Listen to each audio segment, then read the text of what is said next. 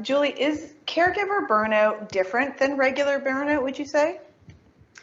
Well, first I'd say that any burnout is difficult. The difference, I think, is that caregiver burnout doesn't just jeopardize the caregiver's well-being, but it also jeopardizes the person who's being cared for's well-being as well. So the stakes are just that much higher when you have responsibility for someone else's care.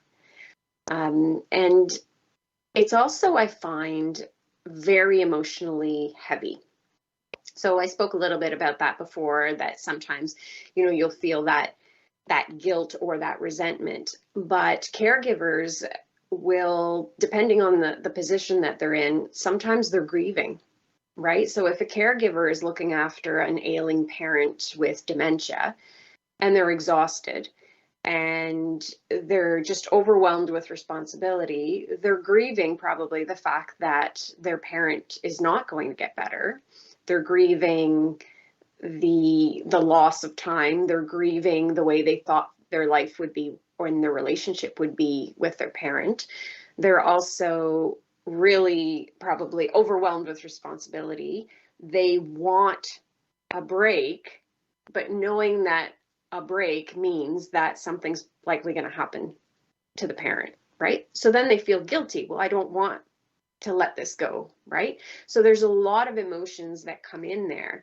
And even if it's, a child that you're caring for, there's always this grieving of the way we thought things were going to be.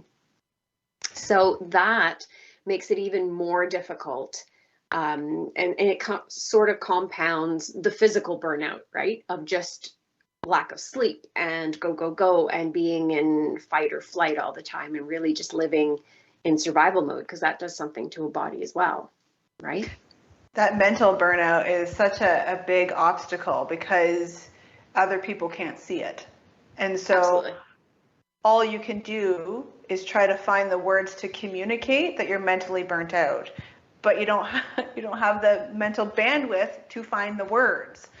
And it's just like, it's super difficult. And even when I speak with caregivers in families, so adult children, and I say to them, I've said to them in the past, like, listen, you're grieving. Listen, like, this is how you thought things were going to go, especially, you hit the nail on the head, especially with folks who have a loved one who has a cognitive impairment. You can't see it coming as well. And so we thought X was going to happen. Now Y is having to happen.